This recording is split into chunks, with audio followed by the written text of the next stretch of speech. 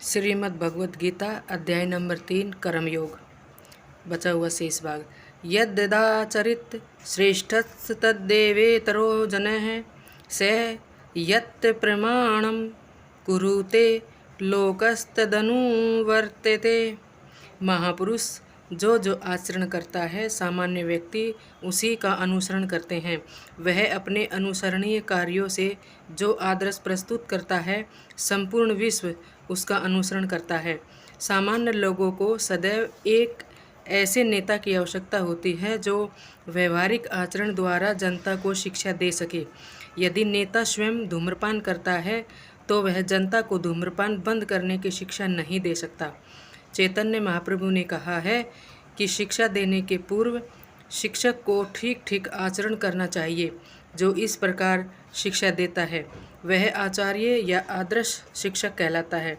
अतः शिक्षक को चाहिए कि वह सामान्य जन को शिक्षा देने के लिए स्वयं शास्त्रीय सिद्धांतों का पालन करे।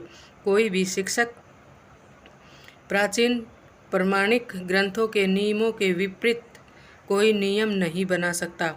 मनु संहिता जैसे प्रमाणिक ग्रंथ मानव समाज के लिए अनुसरणीय आदर्श ग्रंथ है।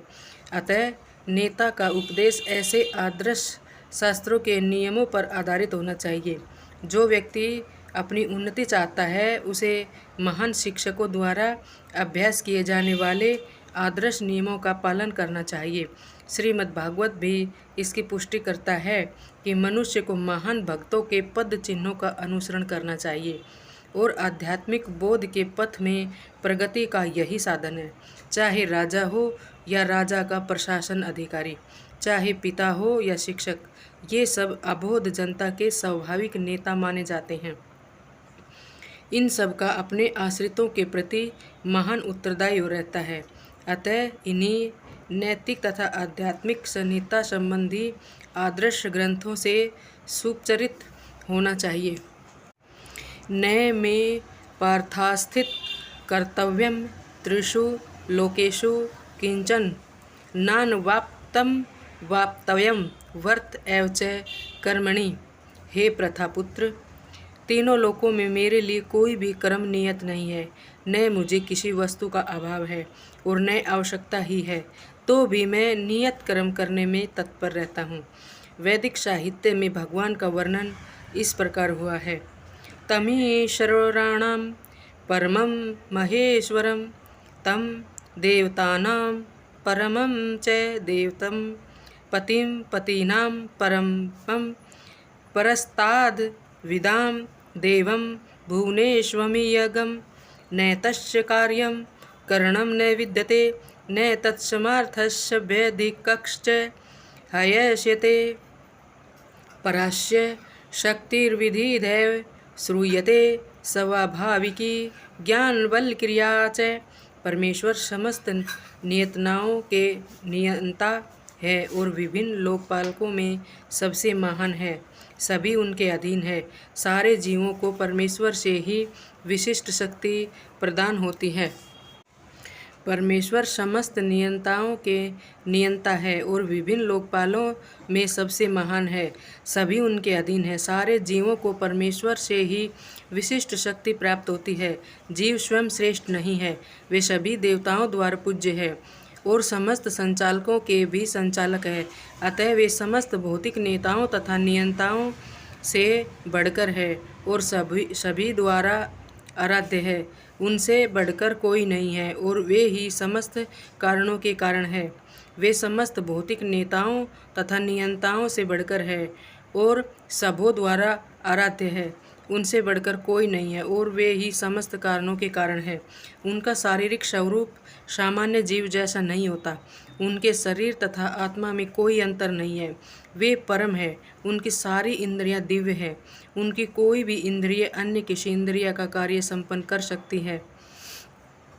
अतः न कोई उनसे बढ़कर है न ही उनके तुल्य है।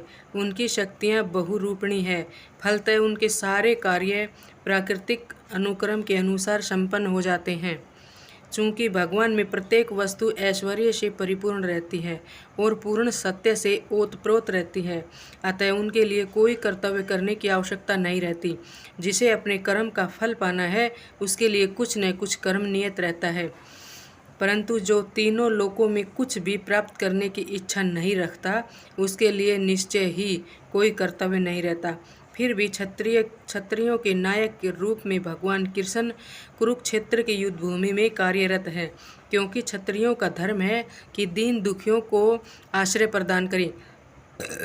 यद्यपि वे शास्त्रों के विधि विधानों से सर्वथा ऊपर है, फिर भी वे ऐसा कुछ भी नहीं करते जो शास्त्रों के विरुद्ध हो। यदि हाँ हम न वर्तेयम जातु कर्मण्य इंद्रित मम वत्वार्मानुनवर्तन्ते मनुष्याः पार्थः सर्वशः। क्योंकि यदि मैं नियत कर्मों को सावधानीपूर्वक न करूं, तो हे पार्थ, यह निश्चित है कि सारे संसार मेरे पथ का ही अनुगमन करेंगे। आध्यात्मिक जीवन की उन्नति के लिए एवं सामाजिक शांति में संतुलन बनाए रखने के लिए कुछ परंपरागत कुलाचार है जो प्रत्येक सभ्य व्यक्ति के लिए होते हैं। ऐसे विधि विधान केवल बद्ध जीव के लिए है, भगवान कृष्ण के लिए नहीं, लेकिन क्योंकि वे धर्म की स्थापना के लिए अवतरित हुए थे, अतः उन्होंने निर्दिष्ट नियमों का पालन किया। अन्यथा सामान्य व्यक्ति भी उन्हीं के पद चिन्हों का अनुसरण करते, क्योंकि कृष्ण परम प्रमाण है। श्रीमद् भागवत में यह ज्ञात होता है कि श्री कृष्ण अपने घर में तथा बाहर गृहस्थोचित धर्म का उच्चारण करते रहे। उत्सीदेयुरिमे लोकान कार्यां कर्म चेदहं संस्करस्य च कर्ता श्यामुपनहयामिजा प्रजाः। यदि मैं नित्य कर्म न करूं तो ये सारे लोग नष्ट हो जाएं, तब मैं अवांछित जन समुदाय को उत्पन्न करने का कारण हो जाऊंगा और इस तरह संपूर्ण प्राणियों की शांति का विनाशक बनूंगा। वर्ण संस्कार अवांछित जनसमुदाय है जो सामान्य समाज की शांति को भंग करता है। इस सामाजिक अशांति को रोकने के लिए अनेक विधि विधान है, जिनके द्वारा स्वतः ही जनता आध्यात्मिक प्रगति के लिए शांत तथा सुव्यवस्थित हो जाती है। जब भगवान कृष्ण अवतरित होते हैं तो स्वाभाविक है कि वे ऐसे महत्वपूर्ण कार्यों की प्रतिष्ठा तथा अनिवार्यता बनाए रखने के लिए इन विधि विधानों के अनुसार आचरण करते हैं। भगवान समस्त जीवों के पिता हैं और यदि वे जीव पथभ्रष्ट हो जाए तो अप्रत्यक्ष रूप में यह उत्तरदायी उन्हीं का है। अतः जब भी विधि विधानों का अनादर होता है तो भगवान स्वयं समाज को सुधारने के लिए अवतरित होते हैं, किंतु हमें ध्यान देना होगा कि यद्यपि हमें भगवान के पद चिन्हों का अनुसरण करना है, तो भी हम उनका अनुकरण नहीं कर सकते। अनुसरण और अनुकरण एक से नहीं होते। हम गोवर्धन पर्वत उठाकर भगवान का अनुकरण नहीं कर सकते, जैसा कि भगवान ने अपने बाल्यकाल में किया था। ऐसा कर पाना किसी मनुष्य के लिए संभव नहीं। हमें उसके उपदेशों का पालन करना चाहिए, किंतु किसी भी समय हमें उनका अनुकरण नहीं करना। श्रीमद् भागवत में इसकी पुष्टि की गई है। न तस्माच्रे जातु मनसापि हानीश्वर विनस्त्याचरन् मुद्ध्याध्यारोद्धाभिधेजं विषम ईश्वराणां वच सत्यं तथ्वाचरितं कचित् तेषां यत् सवचोयुक्तं बुद्धिमांस्ततः समाचरेत्। मनुष्य को भगवान तथा उनके द्वारा शक्ति प्रदत्त सेवकों के उपदेशों का मात्र पालन करना चाहिए। उनके उपदेश हमारे लिए अच्छे हैं और कोई भी बुद्धिमान पुरुष बताई गई विधि से उनको कार्यान्वित करेगा। फिर भी मनुष्य को सावधान रहना चाहिए कि वह उनके कार्यों का अनुकरण न करे। उसे शिवजी के अनुकरण में विष का समुद्र नहीं पी लेना चाहिए। हमें सदैव ईश्वरों की या सूर्य तथा चंद्रमा की गतियों को वास्तव में नियंत्रित कर सकने वालों की स्थिति को श्रेष्ठ मानना चाहिए। ऐसी शक्ति के बिना कोई भी सर्वशक्तिमान ईश्वरों का अनुकरण नहीं कर सकता। शिवजी ने सागर तक के विष का पान कर लिया, किंतु यदि कोई सामान्य व्यक्ति विष की एक बूंद भी पीने का यत्न करेगा तो वह मर जाएगा। शिवजी के अनेक छद्म भक्त हैं जो गांजा तथा ऐसी ही अन्य मादक वस्तुओं का सेवन करते रहते हैं, किंतु वे यह भूल जाते हैं कि इस प्रकार शिवजी का अनुकरण करके वे अपनी मृत्यु को निकट बुला रहे हैं। इसी प्रकार भगवान कृष्ण के भी अनेक छद्म भक्त हैं जो भगवान की रासलीला या प्रेम नृत्य का अनुकरण करना चाहते हैं, किंतु यह भूल जाते हैं कि वे गोवर्धन पर्वत को धारण नहीं कर सकते। अतः सबसे अच्छा तो यही होगा कि लोग शक्तिमान का अनुकरण न करके केवल उनके उपदेशों का पालन करें, न ही बिना योग्यता के किसी को उसका स्थान ग्रहण करने का प्रयत्न करना चाहिए। ऐसे अनेक ईश्वर के अवतार हैं जिसमें भगवान की शक्ति होती है। शक्ता कर्मण्ये विद्वांसो यथा कुर्वन्ति भारत कुर्याधिदास्तथा शक्त श्रीलोक संग्रहम। जिस प्रकार अज्ञानी जन फल की आसक्ति से कार्य करते हैं, उसी तरह विद्वान जनों को चाहिए कि वे लोगों को उचित पथ पर ले जाने के लिए अनासक्त रहकर कार्य करें। एक कृष्ण भावना भावित मनुष्य तथा एक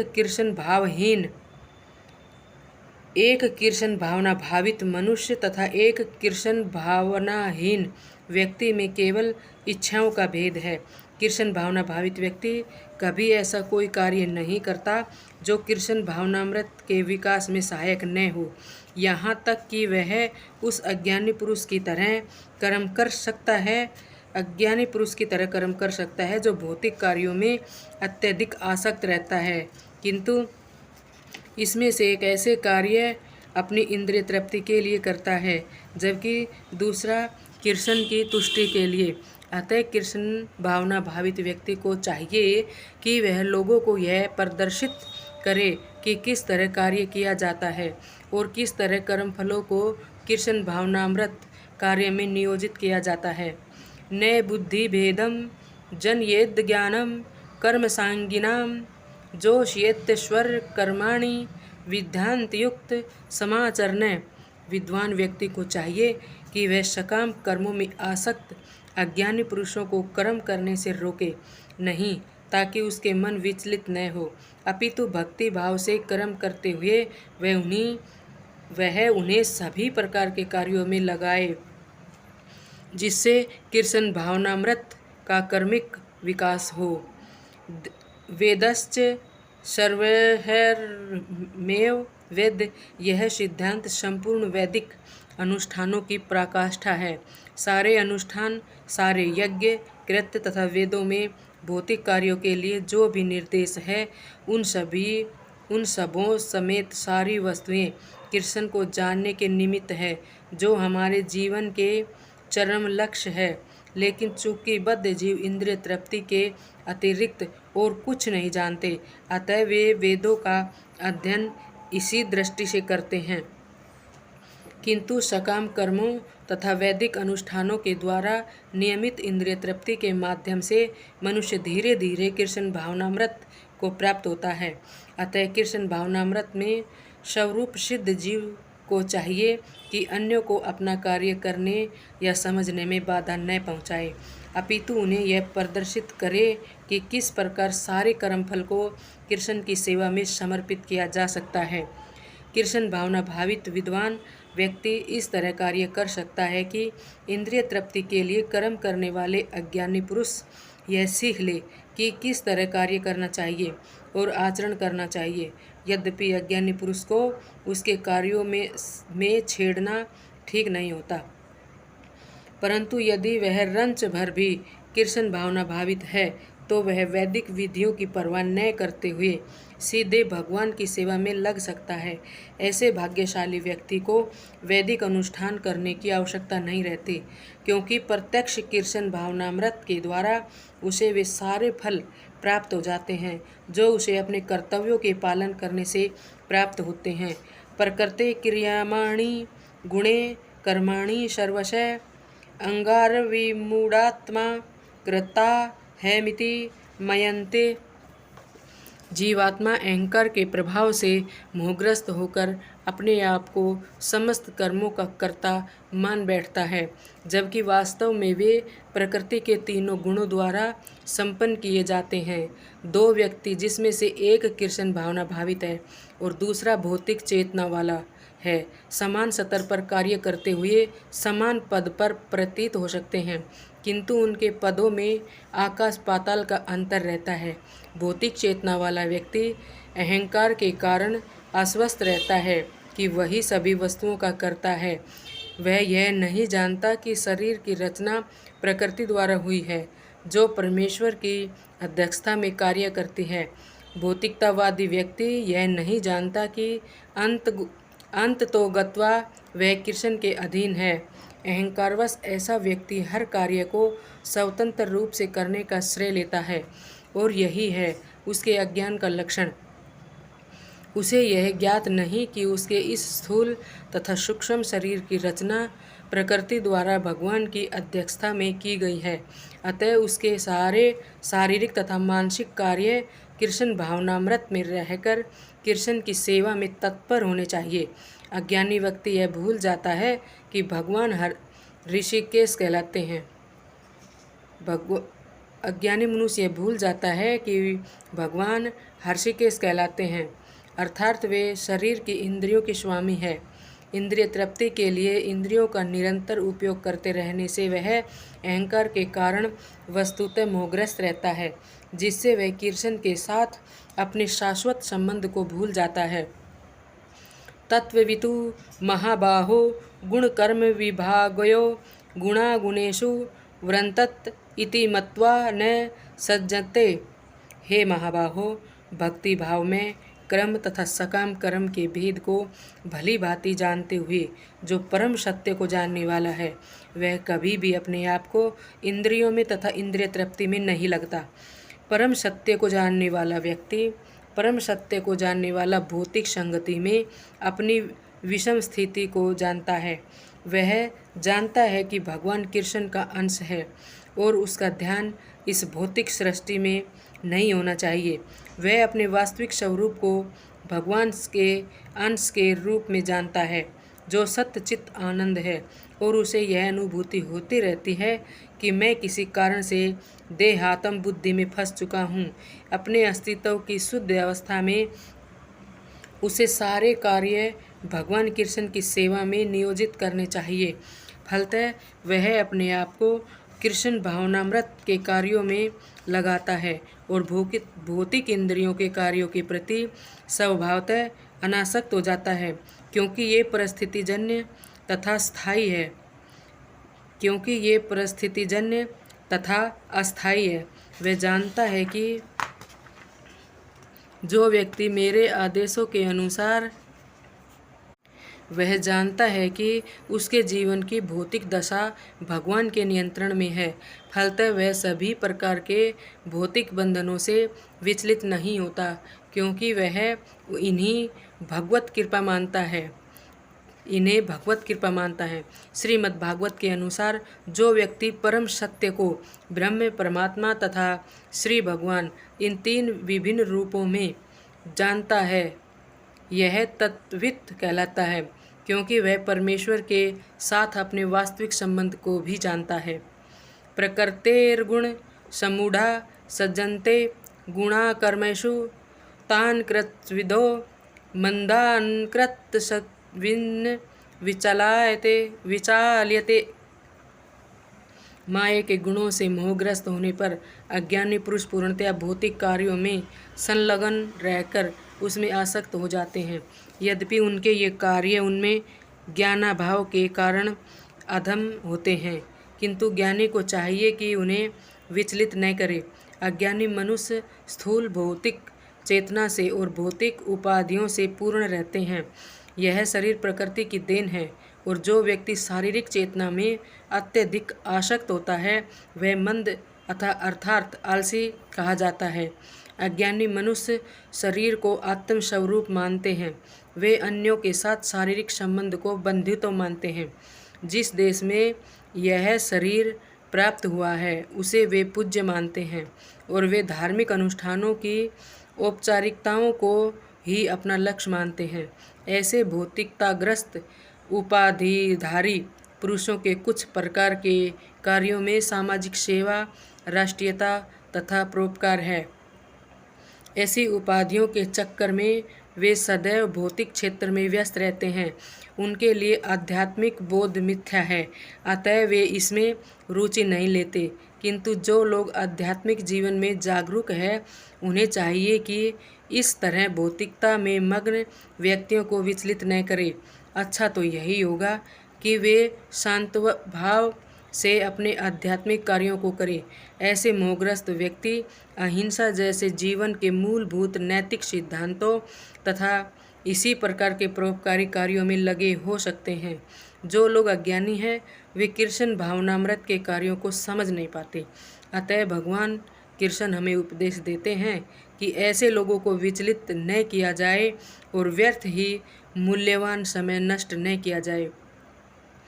किंतु भगवत भक्त भगवान से भी अधिक दयालु होते हैं क्योंकि वे भगवान के अभिप्राय को समझते हैं।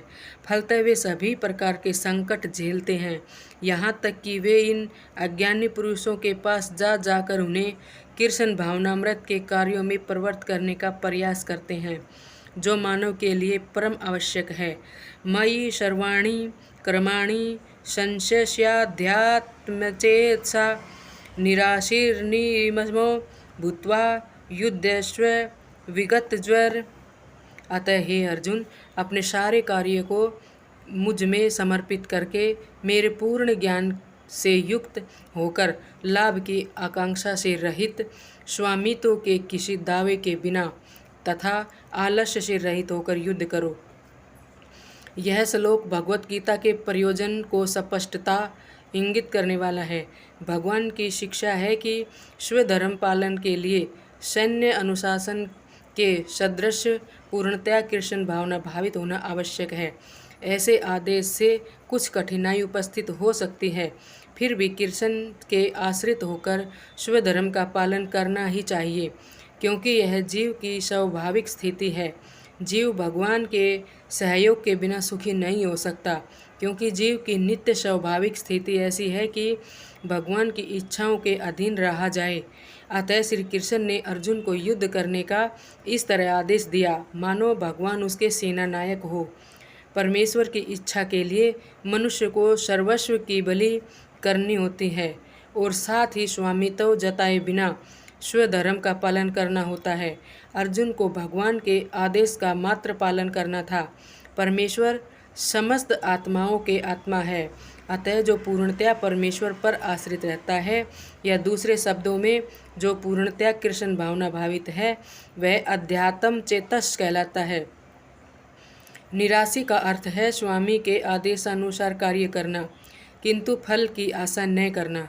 कोषाध्यक्ष अपने स्वामी के लिए लाखों रुपये गिन सकता है, किंतु इसमें से वह अपने लिए एक पैसा भी नहीं चाहता। इसी प्रकार मनुष्य को यह समझना चाहिए कि इस संसार में किसी व्यक्ति का कुछ भी नहीं है, सारी वस्तुएं परमेश्वर की है। मई अर्थात मुझ में का वास्तविक तात्पर्य यही है।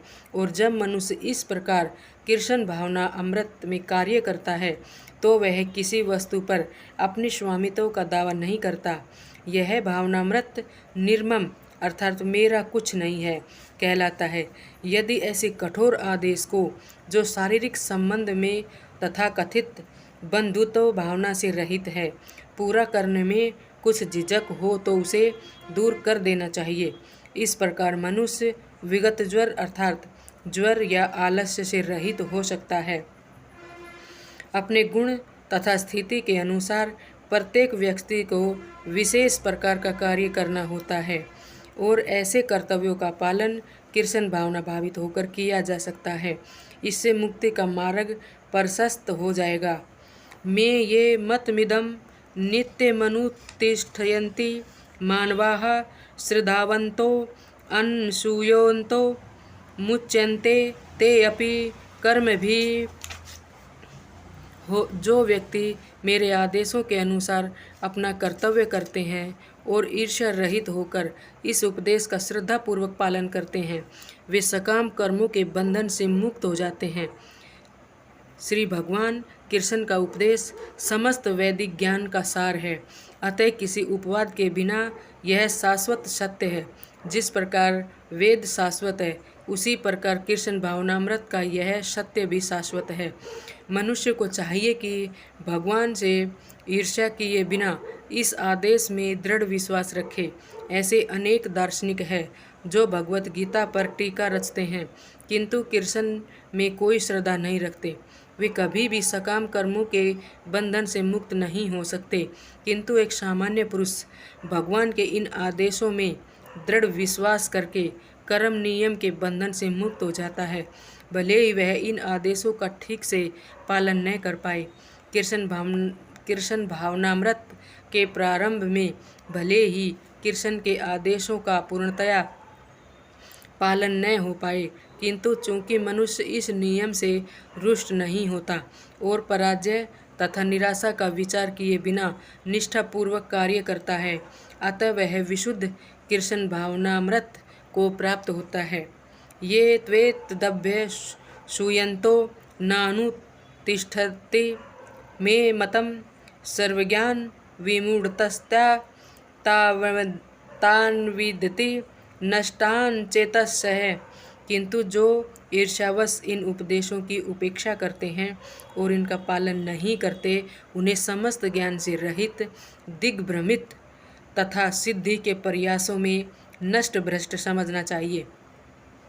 यहाँ पर कृष्ण भावना भावित न होने के दोष को स्पष्ट कथन है। यहाँ पर कृष्ण भावना भावित न होने के दोष का स्पष्ट कथन है। जिस प्रकार परम अधिशासी की आज्ञा के उल्लंघन के लिए दंड होता है, उसी प्रकार भगवान के आदेश के प्रति अवज्ञा के लिए भी दंड है। अवज्ञाकारी व्यक्ति चाहे कितना ही बड़ा क्यों न हो, वह शून्य हृदय होने से आत्मा के प्रति तथा परब्रह्म परमात्मा एवं श्री भगवान के प्रति अनभिज्ञ रहता है। अतः ऐसे व्यक्ति से जीवन की सार्थकता की आशा नहीं की जा सकती। सदृशं चेष्टते सव्यसाः प्रकृते ज्ञानवानपि प्रकृतिं यान्ति भूतानि निग्रह किं करिष्यति। ज्ञानी पुरुष भी अपनी प्रकृति के अनुसार कार्य करता है, क्योंकि सभी प्राणी तीनों गुणों से प्राप्त अपनी प्रकृति का ही अनुसरण करते हैं। भला दमन से क्या हो सकता है। कृष्ण भावनामृत के दिव्य पद पर स्थित हुए बिना प्रकृति के गुणों के प्रभाव से मुक्त नहीं हुआ जा सकता, जैसा कि स्वयं भगवान ने 7वें अध्याय में कहा है। अतः सांसारिक धरातल पर बड़े से बड़े शिक्षक व्यक्ति के लिए केवल सैद्धांतिक ज्ञान से आत्मा को शरीर से पृथक करके माया के बंधन से निकाल पाना असंभव है। ऐसे अनेक तथाकथित आध्यात्मिकवादी हैं जो अपने को विज्ञान में बढ़ा चढ़ा मानते हैं, किंतु भीतर भीतर वे पूर्णतया प्रकृति के गुणों के अधीन रहते हैं, जिन्हें जीत पाना कठिन है। ज्ञान की दृष्टि से कोई कितना ही विद्वान क्यों न हो, किंतु भौतिक प्रकृति की दीर्घकालीन संगति के कारण वह बंधन में रहता है। कृष्ण भावनामृत उसे भौतिक बंधन से छूटने में सहायक होता है, भले ही कोई अपने नियत कर्मों के करने में संलग्न क्यों न रहे। अतः पूर्णतया कृष्ण भावना भावित हुए बिना नित्य कर्मों का परित्याग नहीं करना चाहिए। किसी को भी सहसा अपने नियत कर्म त्याग कर तथाकथित योगी या कृत्रिम अध्यात्मवादी नहीं बन जाना चाहिए। चाहे तो यह होगा कि यथास्थिति में रहकर श्रेष्ठ परीक्षण के अंतर्गत कृष्ण भावनामृत प्राप्त करने का प्रयत्न किया जाए। इस प्रकार कृष्ण के माया के बंधन से मुक्त हुआ जा सकता है।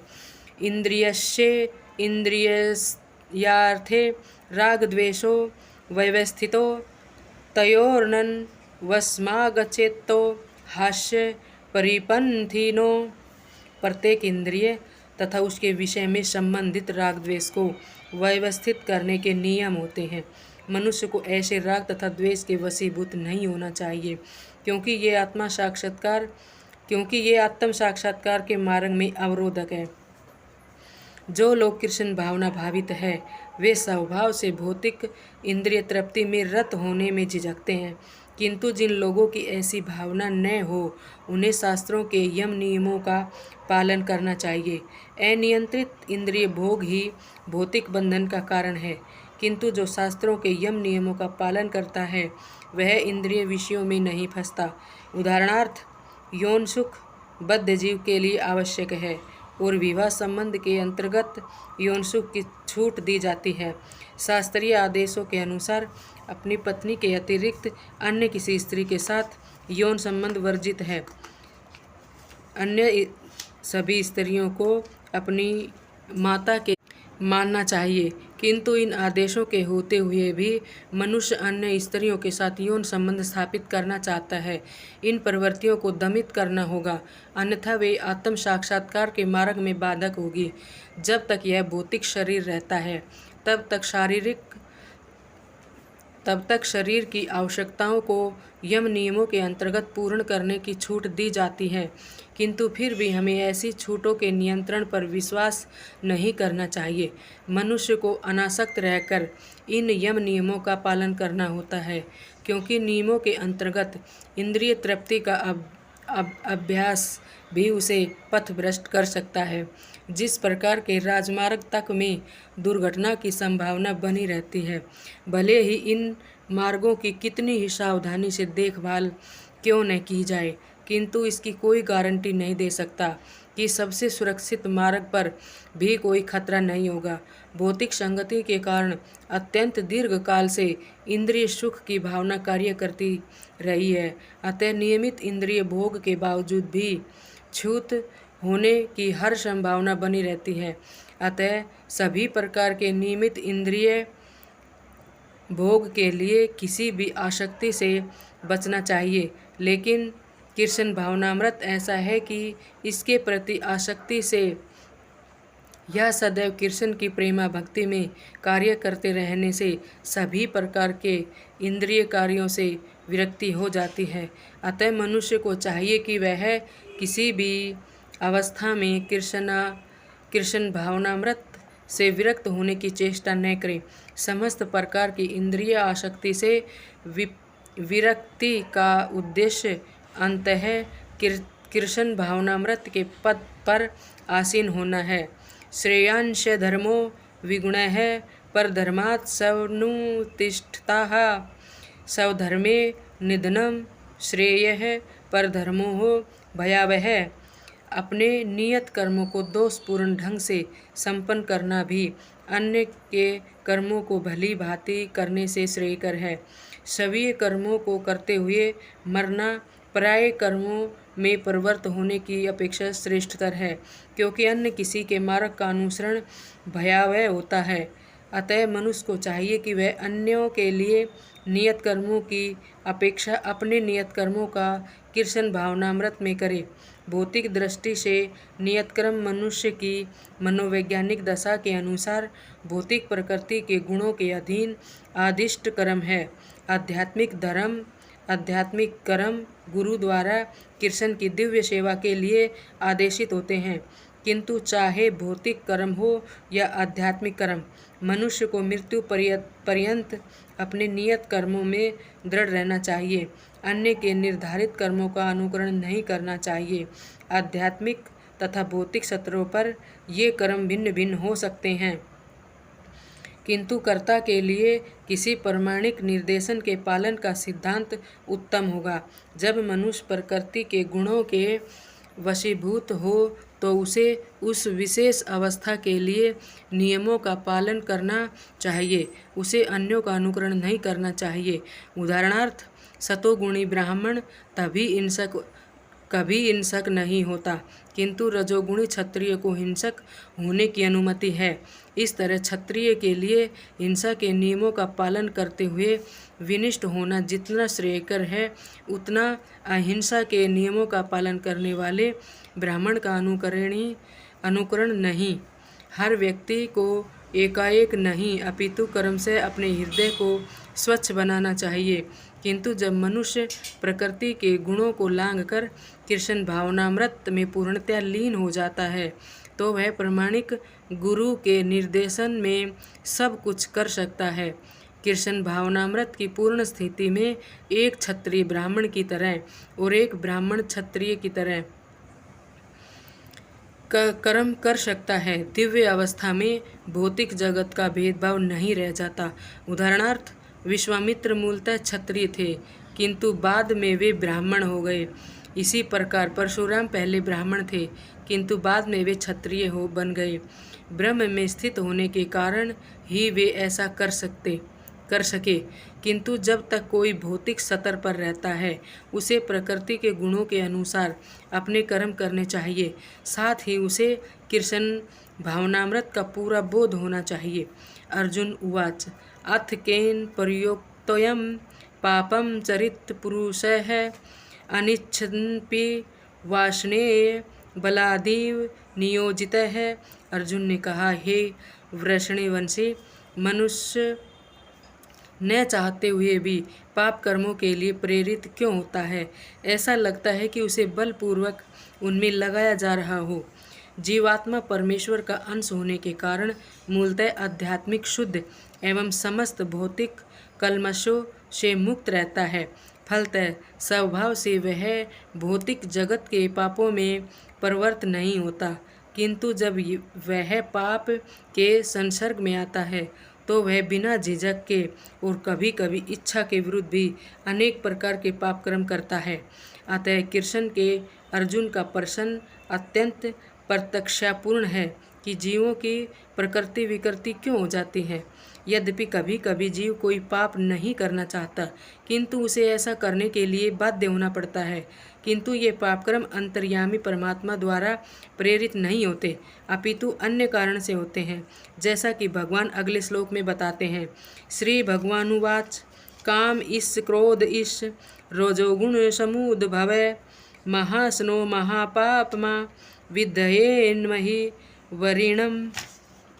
श्री भगवान ने कहा, हे अर्जुन, इसका कारण रजोगुण के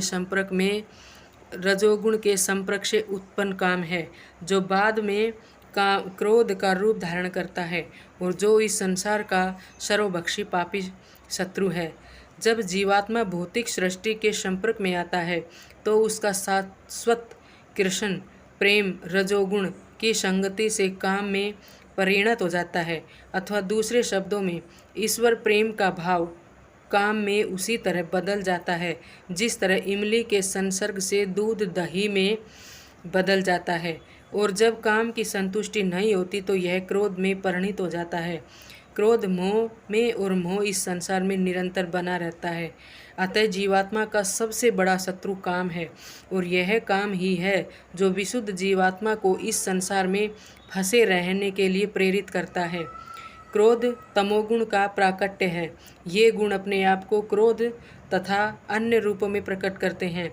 अतः यदि रहने तथा कार्य करने की विधियों द्वारा रजोगुण को तमोगुण में न गिरने देकर सतोगुण तक ऊपर उठाया जाए, तो मनुष्य को क्रोध में पतित होने से आध्यात्मिक आसक्ति के द्वारा बचाया जा सकता है।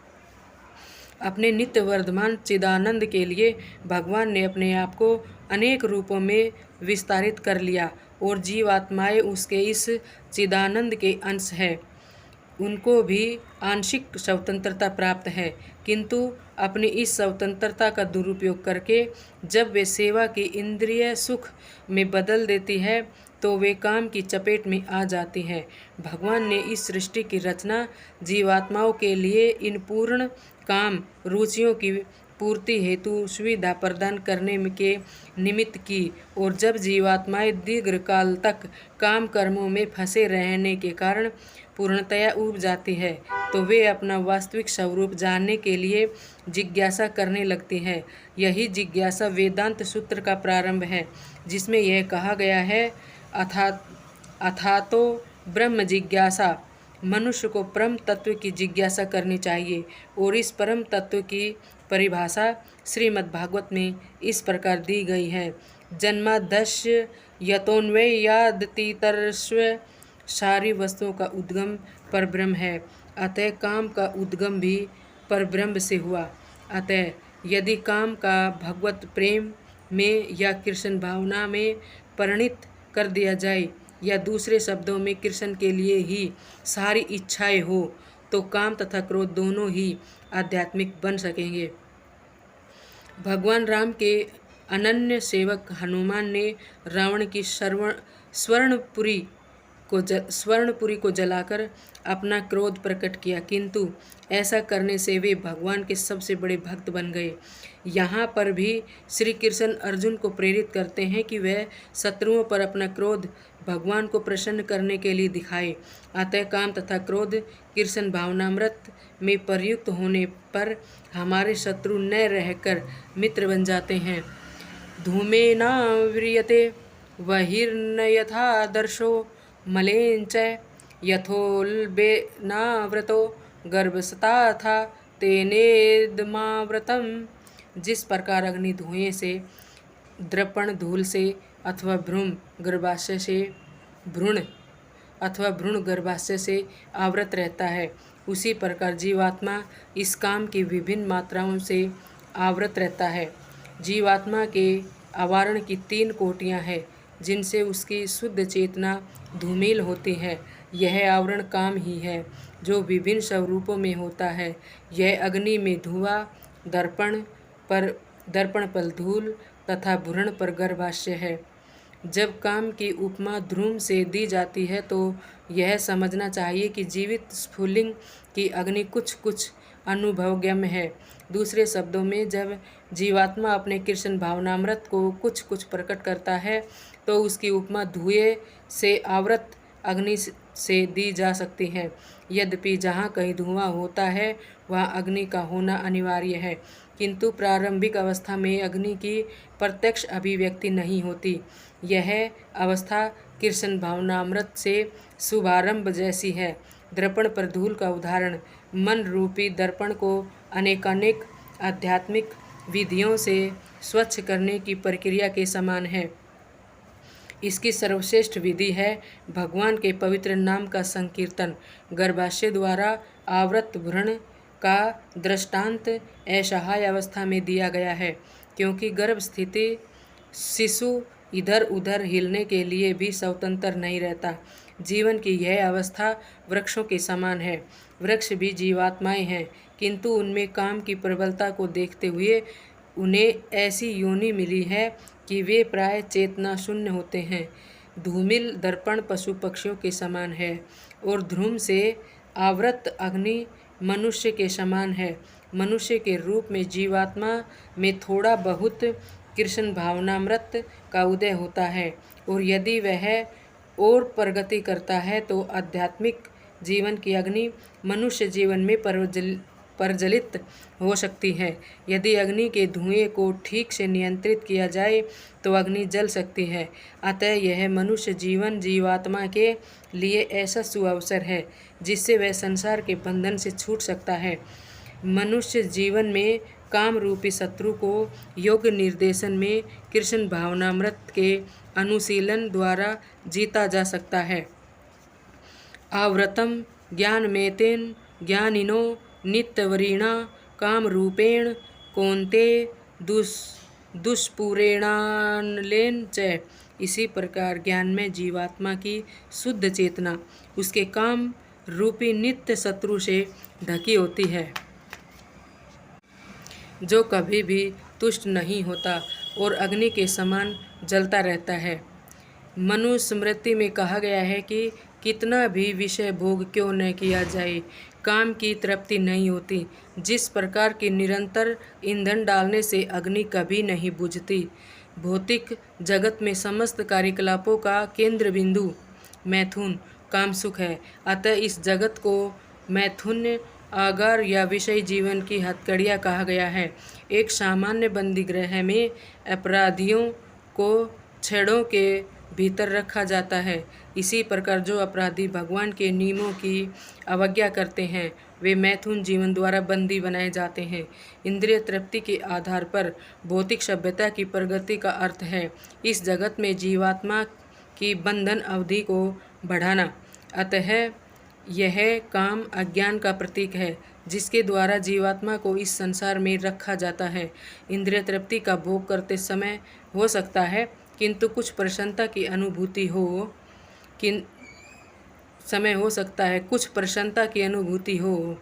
इंद्रिय तृप्ति का भोग करते समय हो सकता है कि कुछ प्रसन्नता की अनुभूति हो, किंतु यह प्रसन्नता की अनुभूति ही इंद्रिय भोक्ता का चरम शत्रु है।